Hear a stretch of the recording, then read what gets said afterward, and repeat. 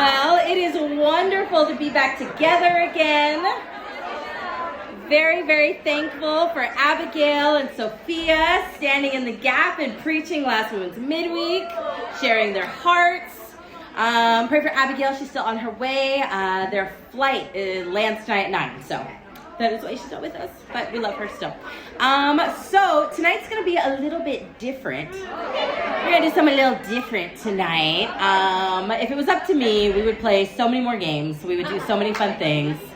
But yet here I am, always trapped, having to get in the pulpit and preach. And so I want to do something fun, and that's what we're going to do, because we're going to do what I want to do. So tonight, we're going to do an expository lesson. Does anyone know what that means? Anyone know? Is that a secret word that none of you know? Okay. So an expository lesson means that we are going to read a book of the Bible together. And we're going to go verse by verse, line by line, and we're going to talk and we're going to learn about all of it. It's going to be a real Bible study. It's not going to be just, let me pick and choose a few scriptures for you. No, we're going to read the whole book. And don't worry, I picked a short one. And then we're going to pause. And then I'm going to ask you, what do you think? And then you're going to raise your hand and tell me. And I'm going to pick you. I don't have my glasses on. And I don't even know people's names very well. So it's going to be fun. And I'm going to pick and you're going to share. A bunch of people are going to share. Because you know what this is? This is actually a D group. A D group, for those of you visiting, it's a discipling group. It's a group where we talk and we share our hearts. That I was initially really hoping to share with some of the COPS women. But, we have a Christmas party this month. We have the gathering next month. And I was like, I can't wait till February to teach on this. So, how about we just teach everyone and have a D group with about 200 people? I think it's better that way. So, tonight, the title of our lesson / discipling group is The Truth About Ruth. And so let's go over to Ruth chapter 1. And we're going to dig on into the book of Ruth here. Now, Ruth is an incredibly important book because there are not many books on women in total in the Bible. You've got Ruth and you've got Esther. And that's about it. And so we've got to figure out, how did she make her way into the Bible? A foreigner, someone who wasn't even part of God's people. How did she make her way in here? Why does God feel like her story is so important? Now, some people who are familiar with the book of Ruth, they see it as a book to find a Boaz. You know what I mean? It's a book on how do I find my man. Did you know that's not what Ruth is actually about, guys? There's so much more happening in there than that. Now, Ruth's name actually means friendship. That's what the name Ruth means. And so the book of Ruth is one of the only books in the Bible where we get to see female-to-female friendship. Where we get that example of what does a discipling relationship look like between two women. You've got David and Jonathan, you've got, Peter and Jesus, you got James and John, you got Paul and Barnabas and Timothy. You've got all these men. But we have very few women-to-women friendship relationships in the Bible that we can learn from. And Ruth is one of them, and that's why her name means friendship. And so this is a very important book for us. Now, for me, the first time I dug into this, and really, like I said, there's not really points, just thoughts on each chapter that we're going to share. Now, for me, though, I had to dig into this because in my, 17 or so years as a discipler, I've easily had 10, 15 different disciplers. Some of you guys have been so blessed. You've had the same person with your whole walk of God, and that's lovely for you. Some of us had 10 by year 3, And so because of that, I've had so much input in life. And so I had one woman in my life for the longest span. I was with her almost 7 years of mentorship from her. And so when things ended, they ended kind of abruptly, It was kind of like, peace, And I was like, what? What's happening, And I was sent to a new lady. And this new lady was very different than the older lady. And she had some very strict rules. She was like, I've got 2 rules when it comes to discipling. And she was like, 1 is you give me your whole heart. And she was like, and 2, you never fight me on discipling. I was like, oh, Jesus, help me. This is going to be a very difficult relationship. Because I was like, well, how do I like disagree? How do I express thoughts? Like define fight? Like, you know what I mean? Like, what does this mean? Like, so I'm already like afraid. You know what I mean? I'm already like, this is going to be horrible. And I was like, okay. And I was like, so point 2 seems a little difficult already. And I was like, let's go back to 1. We'll circle back to 1. I'll forget 2. 2's too hard. Let's circle back to 1. And I was like, give your whole heart. And I was like, so that sounds great. And I was like, but you might as well have told me to speak Japanese. And I was like, because I don't think I know how to give my whole heart in a discipling relationship. And she was like, exactly.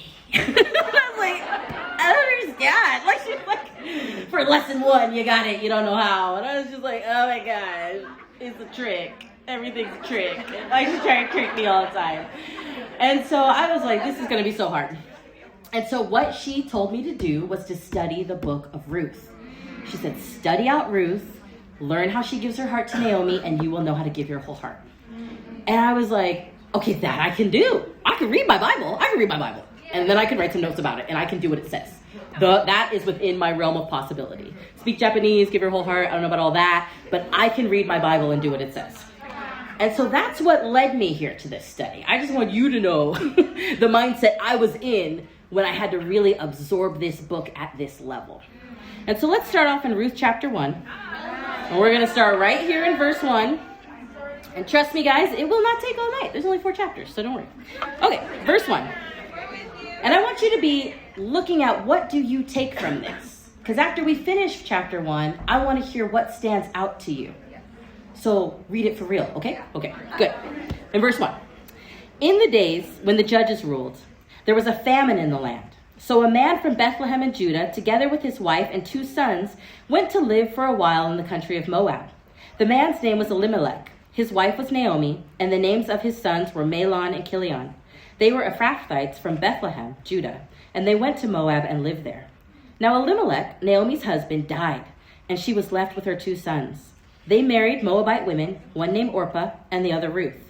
After they had lived there about 10 years, both Mahlon and Chilion also died, and Naomi was left without her 2 sons and her husband.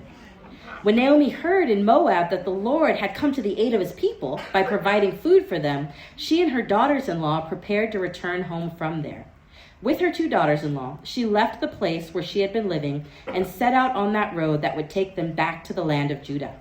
Then Naomi said to her 2 daughters-in-law, "Go back, each of you to your mother's home. May the Lord show you kindness as you have shown kindness to your dead husbands and to me. May the Lord grant that each of you will find rest in the home of another husband." Then she kissed them goodbye, and they wept aloud and said to her, "We will go back with you to your people." But Naomi said, "Return home, my daughters. Why would you come with me? Am I going to have any more sons who could become your husbands? Return home, my daughters. I am too old to have another husband, even if I thought there was still hope for me.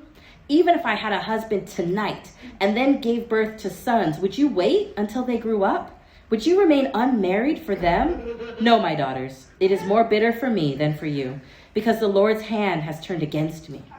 At this, they wept aloud again. Then Orpah kissed her mother-in-law goodbye, but Ruth clung to her. "Look," said Naomi, "your sister-in-law is going back to her people and her gods. Go back with her." But Ruth replied, "Don't urge me to leave you or to turn back from you. Where you go, I will go, and where you stay, I will stay. Your people will be my people, and your God, my God. Where you die, I will die, and there I will be buried. May the Lord deal with me, be it ever so severely, if even death separates you and me." When Naomi realized that Ruth was determined to go with her, she stopped urging her. So the 2 women went on until they came to Bethlehem. When they arrived in Bethlehem, the whole town was stirred because of them, and the women exclaimed, "Can this be Naomi?" "Don't call me Naomi," she told them. "Call me Mara, because the Almighty has made my life very bitter. I went away full, but the Lord has brought me back empty. Why call me Naomi? The Lord has afflicted me. The Almighty has brought misfortune upon me." So Naomi returned from Moab, accompanied by Ruth the Moabite, her daughter-in-law, arriving in Bethlehem as the barley harvest was beginning. Okay, so what are some things that stand out to you guys from this text here? Go ahead, Naomi. Look at that, Naomi. Anyway, go ahead. I love this.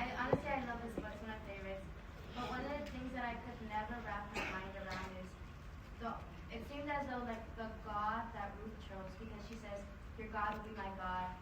The God that she chose was what she saw was the God who takes away everything.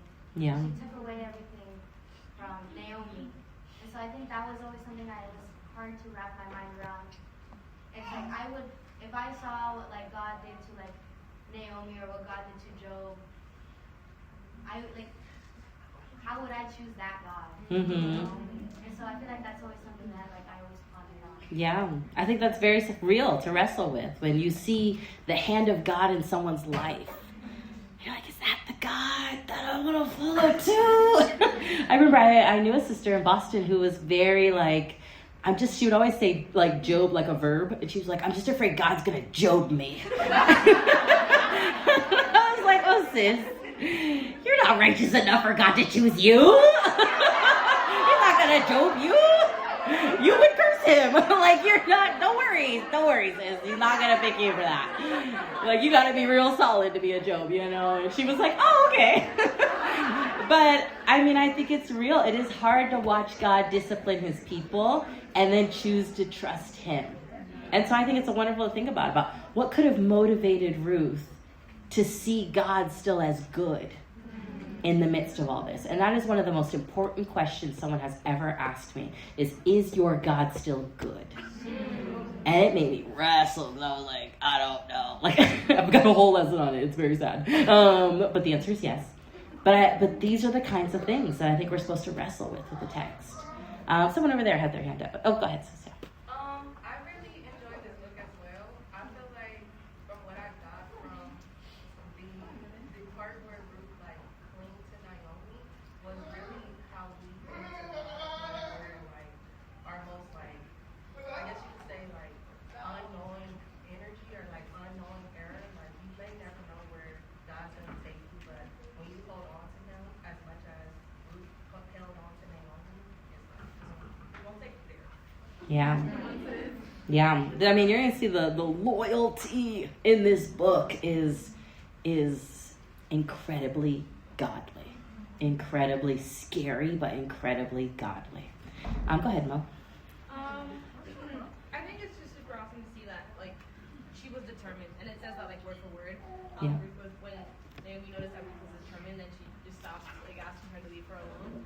I wonder, like, what, because a lot of people, when they're determined to do something, there's always something behind, there's a reason why, right? I don't know, maybe they're determined to, I don't know, get good grades, so they study. There's always something following it, but I wonder what must have, like, pushed, maybe it was just that she loved Naomi that much, but I just was like, I don't know, like, What does she want? What do you get out of this, Ruth? Because she's like psycho, like, I'm gonna die with you, woman. Yeah, it's a lot. It's a lot. Go ahead, Camille.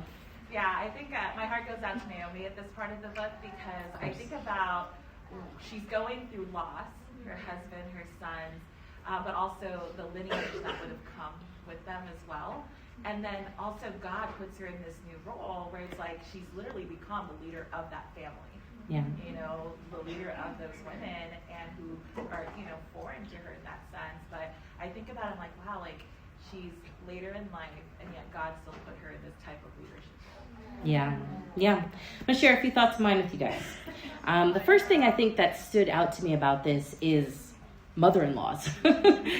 Satan has warped the relationship between a mother-in-law and a daughter-in-law so much that it is literally a joke in the world. Like a monster-in-law is what they call it. You know, like it's like, oh, my mother-in-law. Like people like, it's like notoriously bad. But you see what it was meant to be. It was meant to be so beautifully loyal that it transcended the husband. That it went beyond the husband. That even if he was removed, this was still her mother. And I felt so convicted by that because, yes, I have a mother-in-law and she's wonderful. But my husband's brother, he has a wife, and she's very deferential towards our in-laws. She's like, Mom, Dad, I love you guys. I'm like, James, Brenda, like, you know what I mean? And I was like, wow, like, am I like Ruth or am I not? You know, because this transcended them. Me, I'm like, well, I have a mom and she's great. And then there's Brenda and she's cool too. You know, but you see the biblical model and how Satan has warped that and made it into a joke where most people would never cling to their mother-in-law with the death of their husbands and whatnot. So you already see how Satan has changed God's plan so much. I think it's amazing that Ruth is willing to sacrifice ever finding a husband or living a life of comfort to stay with this woman. Yeah. Naomi made it very clear. Ain't no more kids. We're shut down. The shop is closed, you know? And she's willing to sacrifice ever finding another husband again so that she can be with her. Yeah. And she didn't give into fear, kind of like Naomi was sharing. Like, she didn't give into fear of living a destitute life. And she saw it as her job to provide for Naomi, not Naomi's job to provide for her. And I think that's important for us because all of us have a Naomi in our life. All of us, you know. And this kind of study makes me reflect on the Naomis in my life, whether it's the Dimitris, you know. I've got shepherdesses. Like, everybody has people in their life. But a lot of us are a Naomi to someone else as well. And so it's important for us to look at that with us. Like, how am I as a Ruth? How am I as a Naomi?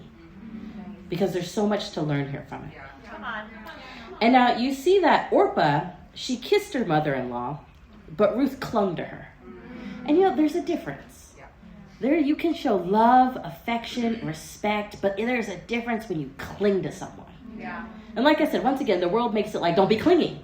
The Bible says she clung to her. She was like, I will not let go. I am going to bother you. Amen. How many of us don't reach out because we don't want to bother? I don't want to be a bother. I don't want to smother this person. What are they going to think? They're going to think I'm so needy. Ruth was like, I will die if we're separated. And so you want to think, do we have a worldly mindset towards just relationships in the church? Because Orpah was polite.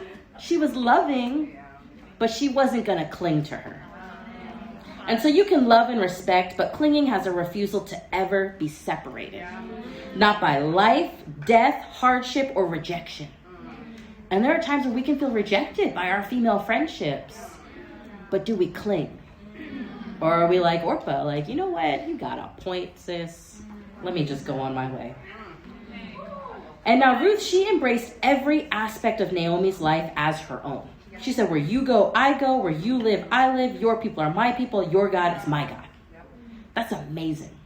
When I moved into this new discipling relationship, one of the hardest things for me that I knew I really needed to get my heart behind was your God is my God.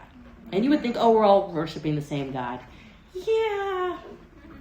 But I knew I needed to make her convictions my convictions. And a lot of them weren't, you know. And that church, if you had your shoulders showing, you couldn't speak on stage.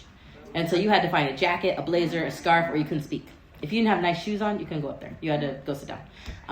It was very strict. It was a strict church. What else? Oftentimes, there would be staff meetings, and, you know, her husband would be like, you know, hey, babe, do you want to share anything to the brothers to disciple them? And she was like, oh, I would never.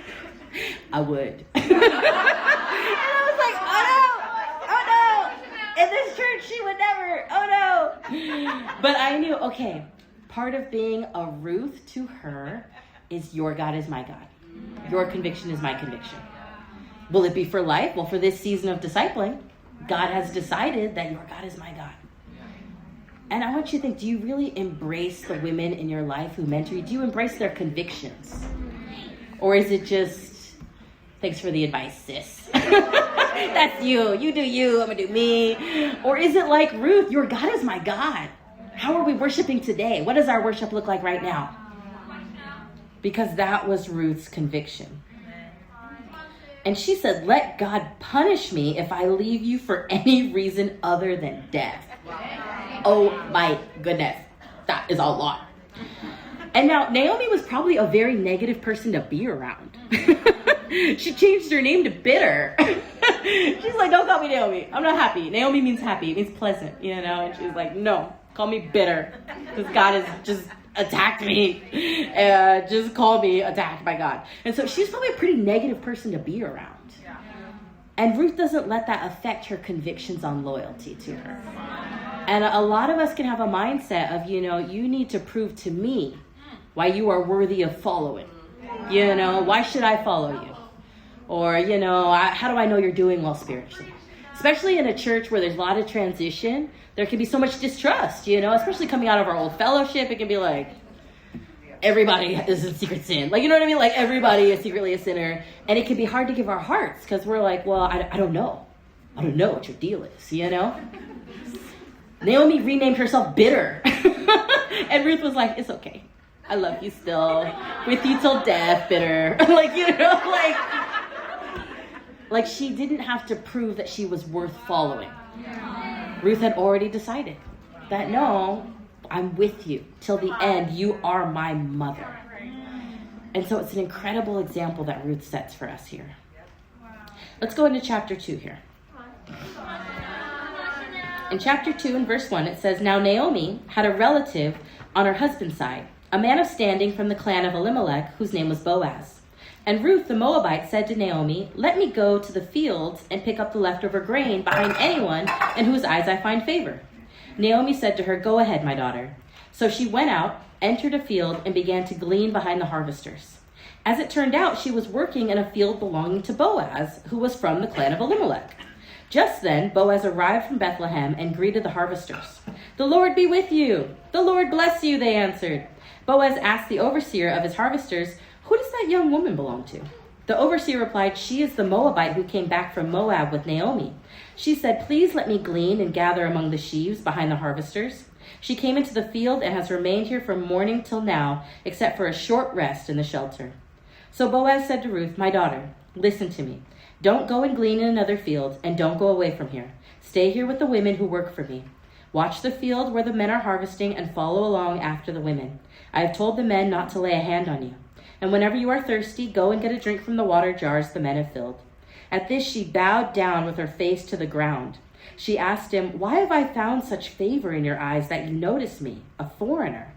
Boaz said, I've been told all about what you have done for your mother-in-law since the death of your husband. How you left your father and mother and your homeland and came to live with a people you did not know before. May the Lord repay you for what you have done. May you be richly rewarded by the Lord, the God of Israel, under whose wings you have come to take refuge. May I continue to find favor in your eyes, my Lord, she said. You have put me at ease by speaking kindly to your servant, though I do not have the standing of one of your servants. At mealtime, Boaz said to her, Come over here, have some bread and dip it in the wine vinegar. When she sat down with the harvesters, he offered her some roasted grain. She ate all she wanted and had some left over. As she got up to glean, Boaz gave orders to his men, Let her gather among the sheaves and don't reprimand her. Even pull out some stalks for her from the bundles and leave them for her to pick up, and don't rebuke her.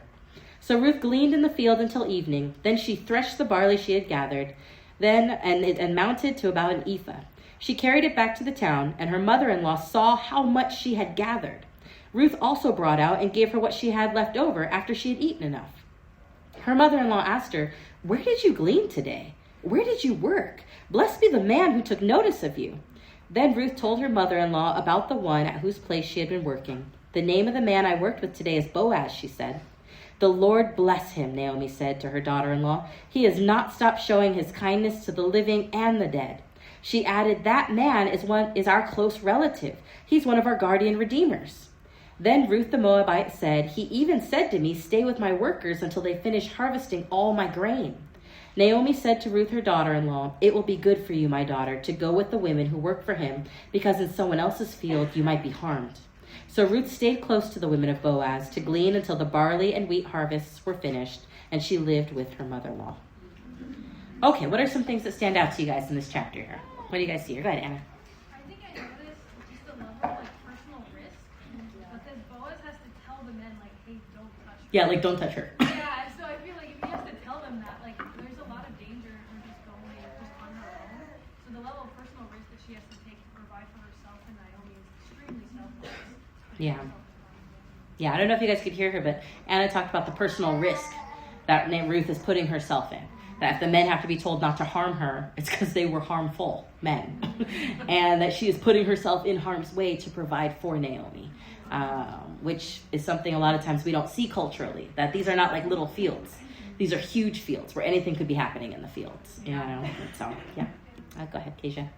I really love this. I think something that really stood out to me in the beginning is the dialogue between Ruth and Naomi, where Ruth is like, hey, let me go into the field and pick up the leftover grain behind anyone. So you see how, like, Naomi didn't have to really ask her, like, oh, what she's going to do or things like that. And I think about my relationship with my Naomi, which is Talia. I think, like,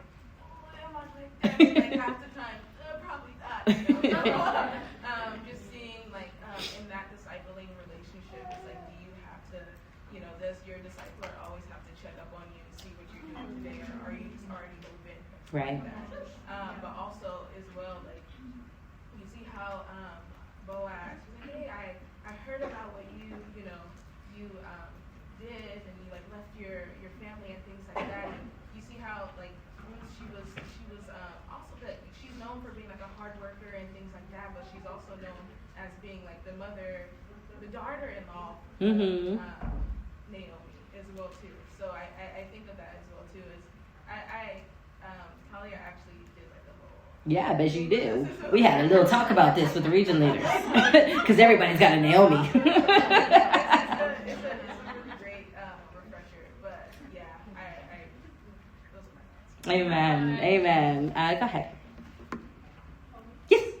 I think in Ruth chapter 2, I think I noticed the relationship between Ruth and Naomi was a foreshadowing of the heart that she had for God, and that her bravery and her faith and her trust and hard work will never go unnoticed, and the Lord will always bless you. Yeah, that's awesome. If you couldn't hear her, she was saying that like it doesn't go unnoticed. God sees what you're doing. Everyone sees what's going on. Go ahead, Hannah. What I love about chapter 2 is I do love that Ruth was a woman who took initiative, and I think Right. that's very important. But she slowed down to get advice and like to ask. She didn't. I mean, you probably necessarily have to ask like permission to go out, but she did, and she allowed Naomi to speak into like her work life and her schedule. And I think that is super, super important in women's ministry is Yeah. to allow yourself on that level to be very open with your Naomi and to run these things by who is walking with you. Even though like we have authority over our lives to an extent, but she was willing to humble herself and just say, let me just like bring this to you and talk about my job, talk about my schedule, talk about who I interacted with today. So that's something that I think is really powerful is the initiative, but the willingness is that gentleness to put that power under control. Yeah. Yeah. Ruth is incredibly transparent, about to get real transparent. Chapter 3. We'll go here and then here. For me, what really stuck out was just like Ruth's humbleness. Yeah. I myself have worked in like the fields, so it's very humbling to see like other people like you being behind in the fields and like large fields, and have other people help you. Just the humbleness that like Ruth had in this moment. Yeah. Maybe, like people saw her as like probably the weak one, the one that didn't really do nothing, and like was handed everything. So just seeing how like God is really like orchestrating like the times and places for Ruth because of her friendships and her pure heart to take care of that moment. Yeah. That's wonderful. She's right. It's a great point to show that Ruth wasn't like, that's below me. That's beneath me. You know, that she was like, hey, whatever it takes to provide. Like, I mean, going behind and gleaning, that was something that they were told not to like strip the plants, to leave some for basically the homeless in the land to be able to have a little something to eat. And so she's basically doing what someone who's homeless would be doing. But she's not like, that's too low for me, you know. She was like, hey, we gotta do whatever we gotta do, you know. And so we'll go here and then we'll close right there. Yeah, I was just gonna also bring up how when I studied this out, like she wasn't even able to get like the beginning of the harvest. She got like the leftovers of everything. So her perseverance and like hard work to do that, like produced so little, like to be like we don't even know how long she was doing that until the last Yeah, absolutely. Yeah, even just for the leftovers, you know. And then she kept the leftovers from her leftovers to give to Naomi. So, yep. Go ahead. I think something that stood out to me is that she actually worked all day doing this. Yeah. It's actually, bleeding is like really painful. I kind of studied out what that meant. And it's like these things kind of pricked you. It's kind of painful doing it. And so I thought that was crazy that she would go after doing something like that, not only in the midst of like her own pain. Because it not only is Naomi in pain, but she also lost her husband as well. And so I'm like, wow, to be out in the field all day after also being in pain and then getting more pain. Yeah, to suffer emotionally and physically and to do back-breaking work. I mean, you're crawling through the fields there. But a couple things that I took from this chapter, I think number one is exactly what you're saying, that she takes initiative in finding ways to provide for Naomi. She's not just kind of sitting back like, wow, what are we going to do, sis? You know, I'm hungry. Are you hungry? Like, no, she's like, I got an idea. You know, like she goes out and figures this out. And you see that she's known. She's known as being the young woman who provides and travels with Naomi first, and then her hard work second. And I think that's interesting because in this church, we work very hard. And a lot of girls, their reputation precedes them, that they're out on campus, they're out at their job, sharing their faith, preaching the word. But before people brought up her hard work, which is 100% notated, they knew she was a worker, is they said, you're the one who travels with Naomi. And so it's important to see that people know you by your relationships, sometimes before they notice your hard work. And we have, like I said, some very hardworking, incredible women in this ministry here. But are you known for your relationship with other women? Are you known for your discipling relationship? Because that kind of thing comes up. There are times when there are blessings waiting for you, but people want to know, but is she teachable? And it's like, oh yeah, she works hard, she's fruitful, she's got so many talents. Is she teachable? Oh no, not at all, actually. Oh no, they always clash. Oh no, they hate each other. Like, I mean, people know that. That kind of stuff isn't a secret. People can see it. They can see when you guys don't get along. They can see when you don't take advice well. And it affects the blessings that God wants to give you a lot of times. I just want you to know that as someone who does not even know everyone individually and well, a lot of times your relationships precede you. You know, people know how well are they doing. And like I said, going into this discipling relationship that spurred this study for me, I was already like, God help me, this ain't gonna go well. So I didn't exactly have some wonderful reputation for being a fantastic Ruth. No, I was a terrible Ruth. But that's what made me study it. I was like, this weakness has to become a strength. And like I said, I had like 15 million different mentors throughout my time in the church. And one of the most convicting and hard-hitting things someone ever shared with me is that, you know, you don't remind me of anyone. And they did not mean it as a compliment. They meant it that you've had all these women in your life and you don't really seem like any of them. And I was like, that is factual. That is what a hurtful, true thing to say.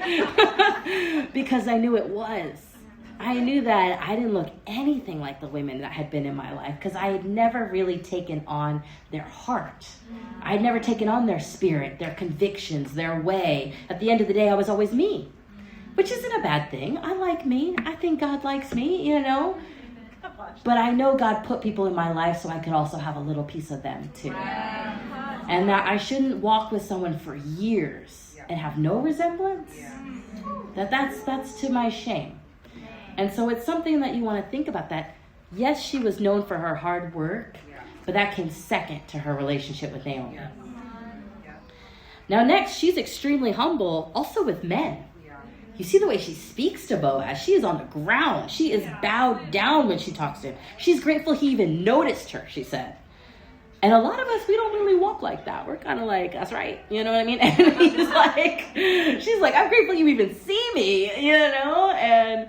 And it's such a humble heart that she has in all of her interactions with him. Come on, Chenelle. And now she's literally known throughout the city for her loyalty to Naomi.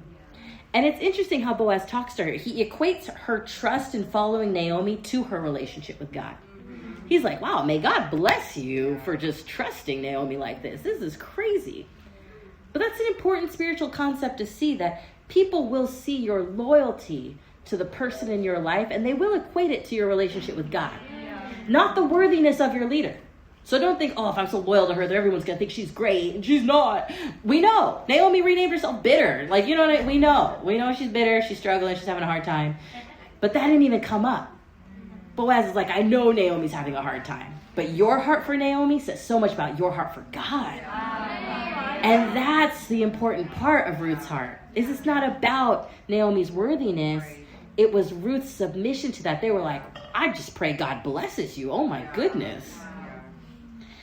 And then you see that when you work hard for someone else's provision, God will provide for you. Because she was really out there for herself. But yet God made sure she sat and she ate so much she could have leftovers. And so when you provide for someone else, God will provide for you. She ate till she was satisfied. And people will give to you so that you can continue to be a blessing to other people. They know you're blessing someone else with it, so they want to continue to give to you. They gave her more grain because they knew she was providing for Naomi. And Ruth was completely transparent with Naomi about all of her interactions with Boaz, just like Hannah said. She immediately wasn't like, oh yeah, I had a good day, it was cool or whatever. No, she was like, I met this guy, he said this, then he said that, and then I went over here. Like, she's completely transparent about all of her interactions with the opposite sex. And for a lot of us, I mean, they always say the most secrecy in your walk with God is going to have to do with purity and money. Those are the secrets. And usually health, actually, too. But she's completely transparent about it. And it says that she listened to Naomi, and she took up Boaz's offer and advice that she'd be safer if she followed the women, safer if she stayed in his field and didn't go to other fields. She could have been like, well, I could go here, I could go there. But you see that Boaz gave her boundaries, and she stayed within them. Naomi gave her boundaries, and she stayed within them. And you see both of their heart for the boundary. Nobody was like, just do what we say, Ruth, because you're our slave, and blah. No. They said you could be harmed somewhere else. The ESV paints more of a vivid picture. He says, don't go to someone else's field because you could be assaulted. Yeah. And so it brings up that danger that Anna was talking about, that there was a danger of being assaulted in the field. Just a random foreign woman wandering. Find out later she's pretty too? Oh no! She is in danger. You're in danger, girl. But she obeyed the boundaries that they set for her, and so she was safe. And so you see, that's a key part of humility is, can you not only take advice, but can you obey boundaries so that you won't be assaulted, whether physically or spiritually. That they were looking out for her well-being, and she obeyed. Now we're going to get into chapter 3. It's about to get wild, guys. It's about to get spicy. You guys ready for chapter 3? It's spicy. Put on your married seatbelts here. Okay. In chapter 3 and verse 1, it says, one day, Ruth's mother-in-law Naomi said to her, my daughter, I must find a home for you where you will be well provided for. Now Boaz, with whose women you have worked, is a relative of ours. Tonight he will be winnowing barley on the threshing floor. Wash, put on perfume, and get dressed in your best clothes. Then go down to the threshing floor, but don't let him know you are there until he has finished eating and drinking. When he lies down, note the place where he is lying. Then go and uncover his feet and lie down. He will tell you what to do. I will do whatever you say, Ruth answered. So she went down to the threshing floor, and she did everything her mother-in-law told her to do. When Boaz had finished eating and drinking and was in good spirits, he went over to lie down at the far end of the grain pile. Ruth approached quietly, uncovered his feet, and laid down. In the middle of the night, something startled the man. He turned, and there was a woman lying at his feet. Who are you? He asked. I am your servant Ruth, she said. Spread the corner of your garment over me, since you are a guardian redeemer of our family. The Lord bless you, my daughter, he replied. This kindness is greater than that which you showed earlier.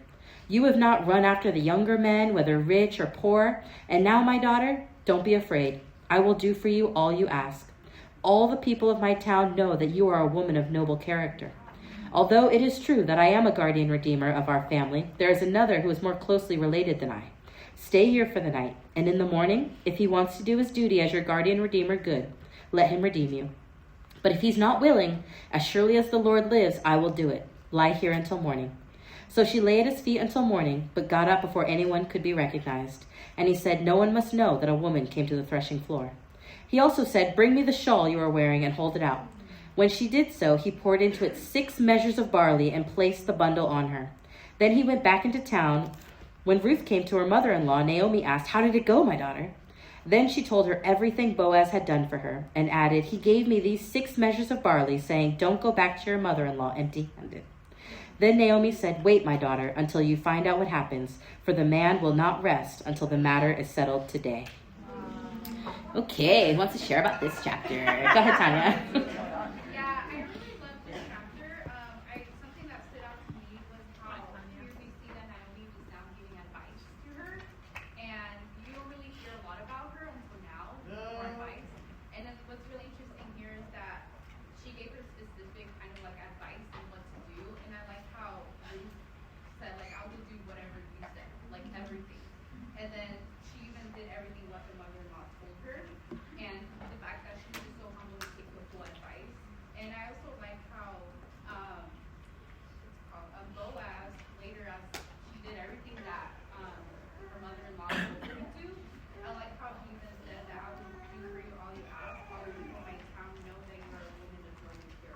Yeah. And that also stood out because it just shows like she didn't have to prove herself.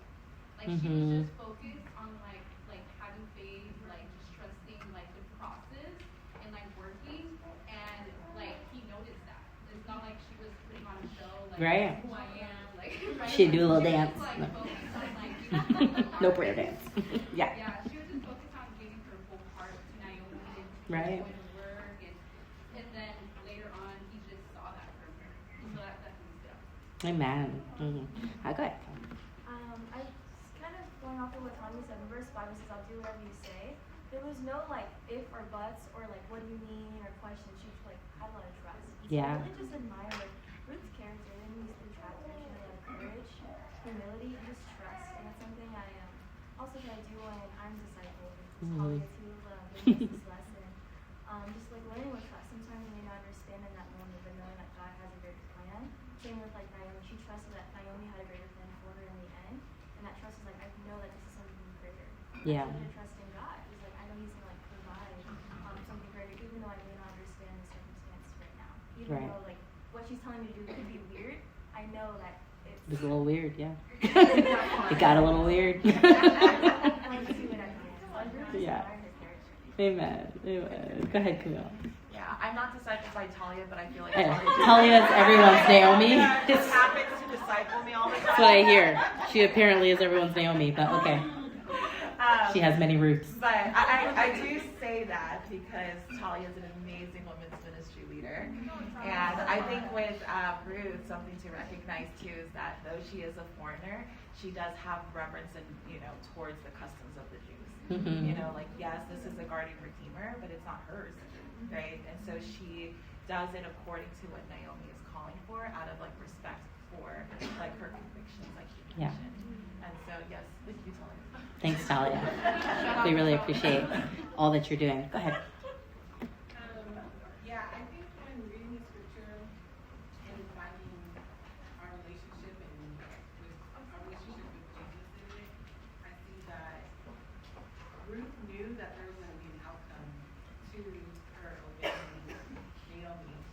And just seeing how it takes a lot of faith and trust in what God has planned when He's wanting us to do something scary and Yeah. uncomfortable. And just also kind of foreign, right? Like she was married before, but now she's a widow, but now she's called to do something that's putting her in a vulnerable position. And so it just makes me think of how in our relationship with Jesus, doing the same thing, like we have to be put in a vulnerable Yeah. situation sometimes, but it causes or it brings our trust to a different level. Yeah. Being willing to be vulnerable with Jesus. Go ahead, Alexis.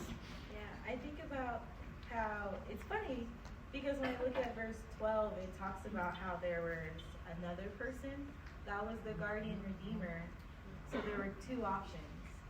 There were 2 daughters-in-law. Yeah. So there could have been somebody for Orpah, but Orpah gave up Yeah. a long She time dipped. ago. And it makes you think about your lesson, like you could be the main character, but if you don't persevere, you could miss out what God was trying to do. Yeah. And who would have known like that would have been her husband? Yeah. If she just would have followed Naomi. Yeah. So I think about Orpah, like what she missed out. Yeah. Yeah. Everybody has a story. I know. This book's not called Orpah. It's a bummer for her. Go ahead, Alicia. So something that stood out to me this time around was actually Boaz's character. Mm-hmm. So we always take note that Ruth followed, Naomi's advice no matter how salacious it was. Mm-hmm. And her heart of like following that advice and that integrity that she had towards Naomi, Boaz actually showed the same level of integrity. Yeah. Where he's like, he could have easily just taken Ruth for himself and did away with her and all that stuff, but instead he's like, no, but because you have such a great relationship with Naomi, because you have such this big reputation, I'm going to do things the right way. Right. And I think that speaks volumes because he even says to her, like, you could have had anybody, Right. right? Like, you could have pursued anybody, you could have taken any opportunity with anybody, but this is what you chose to do, to take care of Naomi. And I think, yeah, what Alexis said was true. Like, there was 2, and Ruth really had no connection other than Naomi. Mm-hmm. And so because she followed Naomi's instruction, God blessed her with a man full of integrity. Yeah. Which is, to me, it was what stood out. Yeah. Amen. I think something we can take from this chapter is that, first of all, Naomi's find husbands for their Ruths. You know what I mean? Like, that's a spiritual motherhood quality. We had to find Prisca a husband. But that's part of what they do, you know? That's why Camille is going to find you a man. She's got like a whole chart a lot of times of who she just feels like everyone from the vibes should be with. But you know, that's what Naomi's do, is they provide for their Ruths. And many of you mentor other people. And I want you to think, are you trying to provide a home for them? A home for them spiritually, but a home for them physically? Are you trying to help them progress in life? Are you trying to help them get a better job? Are you trying to help them date? Maybe you're like, but I'm not dating. Well, Naomi was like, I don't have a man, but I'm going to get her one. You know, like, you got to be selfless. You provide for the Ruths in your life. You help your women become great. You want your women to be greater than you are. She wasn't like, no, I'm bitter, so you're bitter, and we're the bitter family, and stop trying to have a good life. No, she wanted to make sure that her life was blessed too. And Ruth, like you said, she was 100% obedient to everything Naomi told her to do when it came to pursuing a relationship with Boaz. And so think about your relationships with the brothers, with men. Are you 100% obedient in how you pursue a man? In the ESV, she says, all that you say, I will do. And like some of you noted, it's not like she wasn't married before. She could have been like Naomi, I know how to get a man. Naomi, I had a man. Married your son. Like, you know what I mean? She could have been like, that's not how we do this anymore. That's a little outdated. That's a little old-fashioned. Maybe that's how you got Elimelech. But nowadays, let me show you how we work it, Naomi. Like, no, there was none of that. That was not her heart. She wasn't like, let me teach you, Naomi, the ways. I got my own group. No, none of that was going on. She's completely humble to what Naomi is saying and how she's saying to do it. Preach that, Chenelle. And she tells her who to pursue.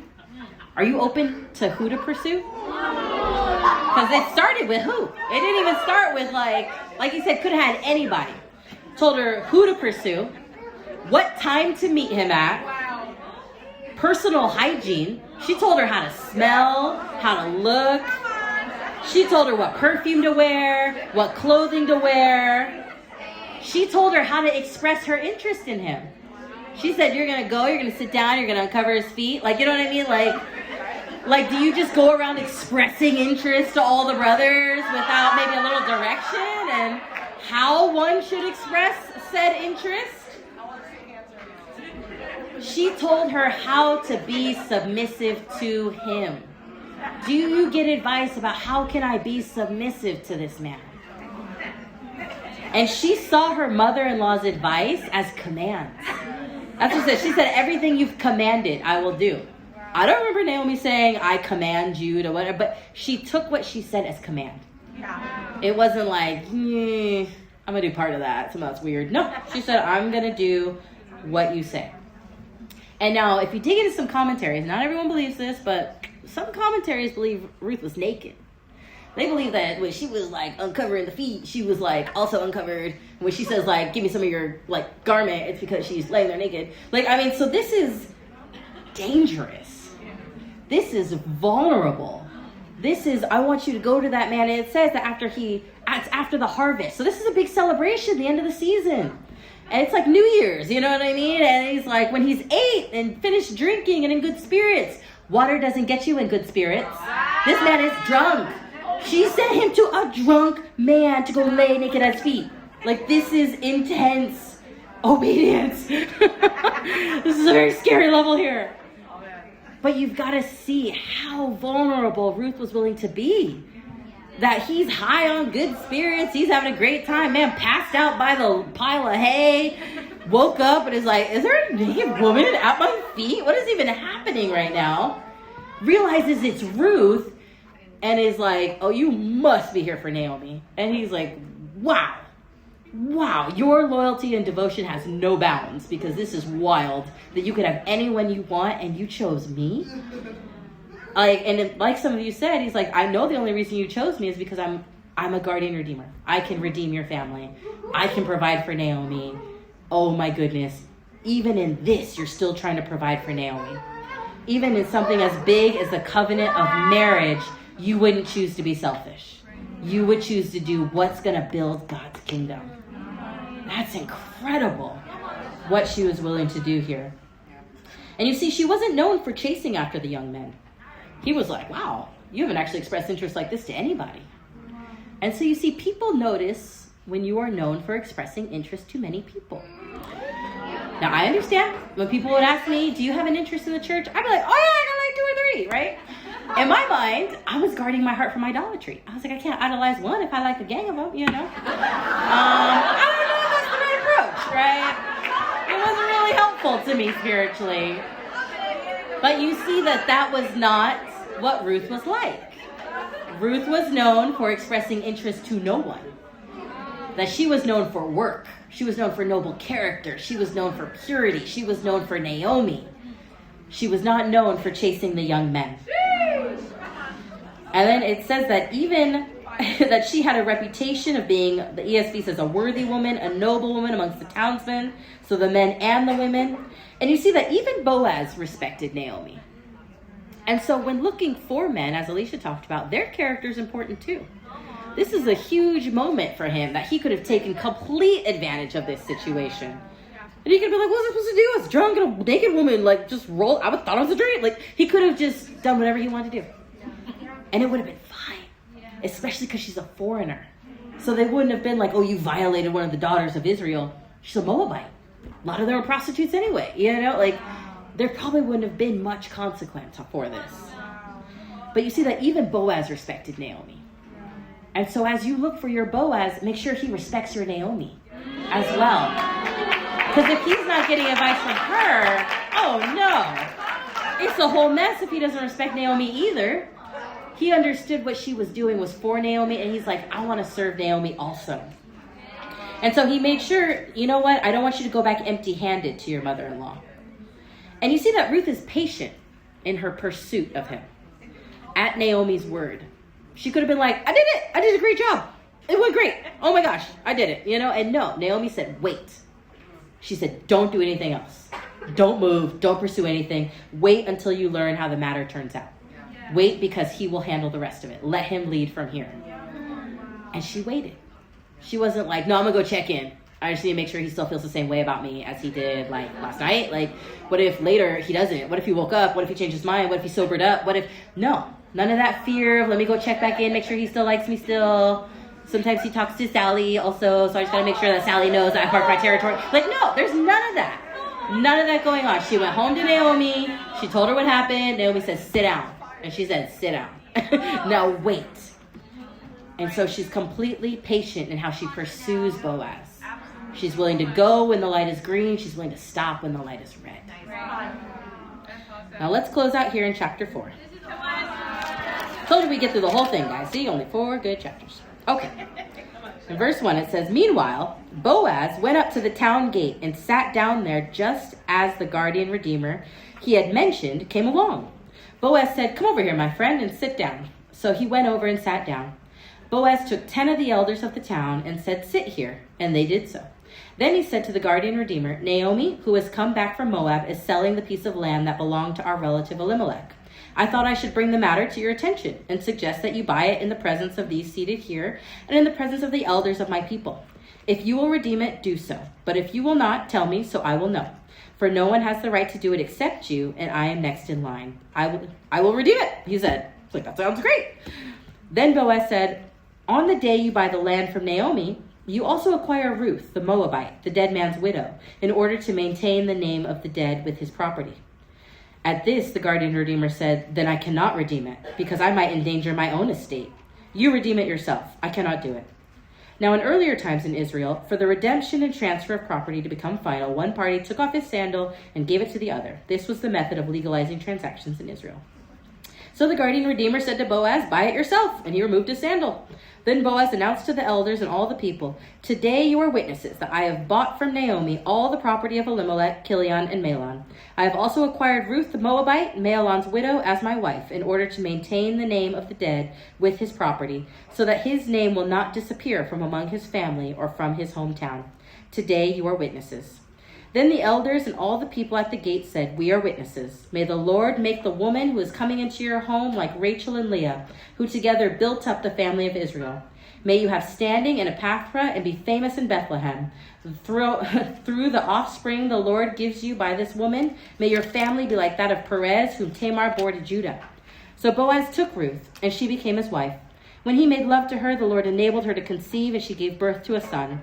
The women said to Naomi, "Praise be to the Lord, who this day has not left you without a guardian redeemer. May he become famous throughout Israel.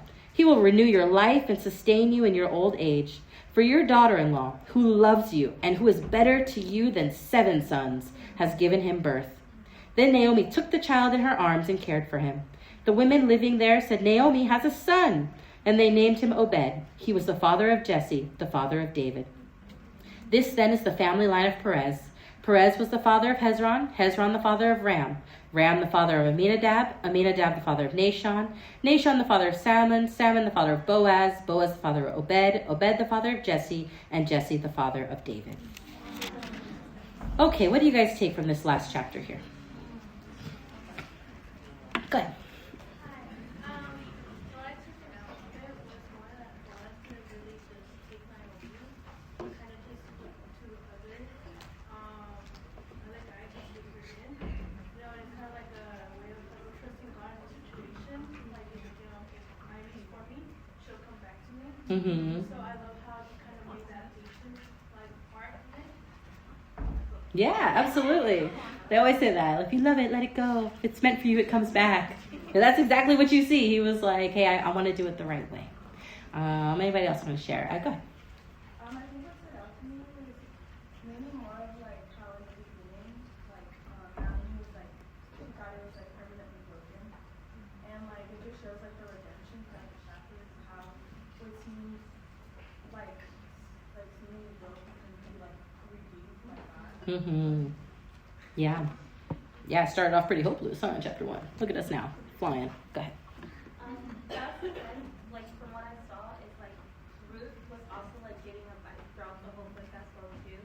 But I feel like even behind the scenes, like Boaz was like probably also giving advice because even in this chapter, like he decided to like call a meetings with like the people that were higher up. Mm-hmm. Stuff like that, right? So like the great redeemer beforehand and the elders of their town and Yeah. just to make sure that like everything went okay, and but to also see like what was their idea of like how should this play out. Yeah. Like that's a privilege and Yeah. so as like Boaz has his integrity and like his faith, right? But we also see like how spiritual he was as well too. Mm-hmm. He advised and allowed God to play out like his story for him as well too. Yeah, he doesn't try to control it. He's like, "Hey, what happens, happens here." Go ahead.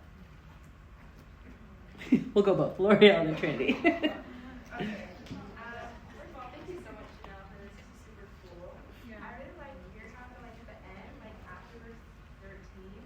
It seems like Naomi's getting a lot of the praise, which is interesting because it seemed at first like Ruth was the one who received the blessing, but really I love how like God blessed Naomi's like faithfulness and her leadership, even though she was heartbroken, even though she was sad and bitter, like she still was faithful in her leadership, and that could be convicting for me because I'm very emotional. So it's like, dang, I just don't like it today. And so I love how even though Naomi might not have liked it, she did it anyways, and because of it, she got like her heart's desire in an even greater way. Yeah. Yeah, they say grandkids are way better than kids. Go ahead. Go ahead, Trinity. I think for me what stood out was thinking about like when Ruth got her husband eventually, like it wasn't about her like just getting a man. It was like how do we actually see Jesus in the end of this? And I think a lot of times, like even for me thinking about a relationship is like, okay, how do I benefit from this? Or like just having a partner for myself, but not thinking like, okay, how do we see Jesus the most out of this relationship? And that's always what God is looking for. Like I want to have a fruit that's gonna look like Christ out of Mm-hmm. So I just thought that was really cool as well, like the spirituality of him choosing that partner versus what we're looking for. Yeah, absolutely. Okay, we're gonna have to wrap up soon because it's almost 9. So, some quick thoughts here on chapter 4. One is, like Alexis said, there were 2 guardian redeemers, and we did start with 2 widowed sisters-in-laws. And like I said, the book is not called Orpah, unfortunately, but it does show that God has a plan sometimes for both, you know. And now, would it have worked out? I don't know. The guy didn't want to jeopardize his deal, you know what I mean? So, amen. But what are the odds that there would be 2? What are the odds of that, you know? And so God has a plan if we are faithful. You know, if we are faithful, he does want to provide for us. And now I appreciate that Boaz is so in the light. Like, he went to the front gate and he was like, hey, you, sit down. Elders, sit down. Like, I mean, he got everybody involved. And you see that he doesn't, like, weasel his way in there, you know? And so think about the men you deal with. Think about the brothers you deal with. Is everything in the light? Do they sit down the elders and be like, I want to talk to you about this sister here? Because he made sure he was doing nothing in secret. He was like, I want everyone to know what's going on.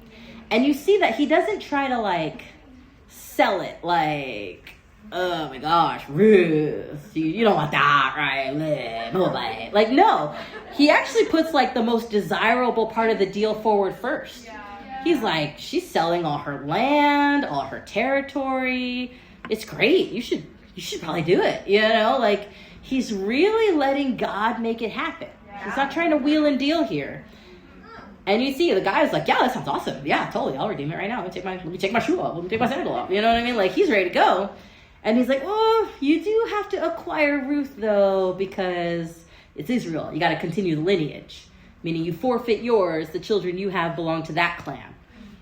And he's like, oh, well, I can't do that because then I don't have a legacy in Israel if I then live for these people's glory. And so it shows that even the sacrifice Boaz was making was great here. Because Boaz was now cutting off his line. That he would live for Naomi also. That continuing Elimelech's lineage is what they both would be doing. And so the way he stays in the light is so commendable. And that's how you know that a man respects you. Is he keeps it in the light. He wants everyone to see. He wants to do it by the book, textbook. Doesn't matter what the book says. He's like, take off my shoe. If that's in the book, let's do it. Like, he wants to do it by the book. And I love that he acquired Ruth with the full intention of being fruitful with her. Like, he was like, we're about to have a gang of kids, Ruth. We are going to continue this line forever, right? Which is awesome. I want someone who wants to be with me to bear fruit. We want to bear fruit for God together. You don't want a brother who's just like, I want to be with you because you seem great and, you know, you're so smart. I think we'll be rich someday. You're so hot. Like, no. None of that came up.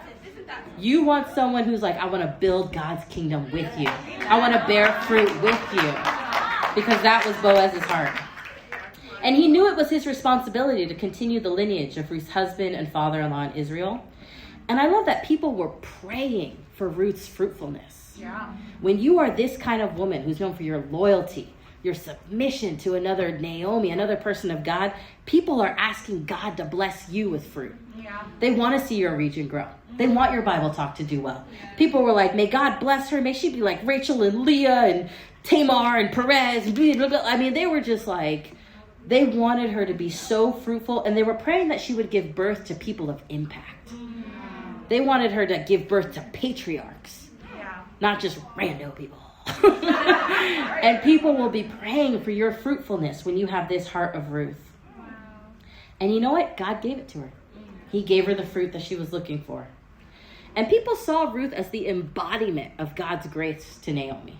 That's how they describe her at the end. When they say that your daughter-in-law who loves you, who's worth more to you than 7 sons. Wow. A son was very important back then. Let alone you have 7. And they're like, she's better than 7 of them. Like, one Ruth is better than a whole gang of boys. And that's amazing. That was how valuable they saw that she was to her. that she was worth more than her own physical children. And then you see that now Naomi provides for her child. Now she takes care of Obed. Now she's been blessed with a grandson, but now she can provide for Ruth. She can raise this child for her so that she can continue to now be the matriarch of her household. And so it's incredible to see God's plan, because who does this boy become? Her grandson then becomes King David in this. God put Ruth in the lineage of Jesus. This foreigner, this Moabite. And it's absolutely incredible to see God's plan for us when we have this heart of Ruth. And so I hope this study's been helpful for you guys in seeing what does God value. Some of it is very scary. I'm not saying, go be 100% obedient to every single person in your life. That's terrifying. I understand that. Same. But I understand what God values. I see that he wants a Ruth-like heart in us. And that at different times in our life, sometimes we will be a Ruth and sometimes we'll be a Naomi. But God has a plan for both. And so I pray that this will be an incredible winter break for you all. That you will stay in touch with your Naomis. That you'll be transparent with your Naomis. And that God will bless us with abundant fruit, in many Davids and many Jesuses will come from it. Love you guys.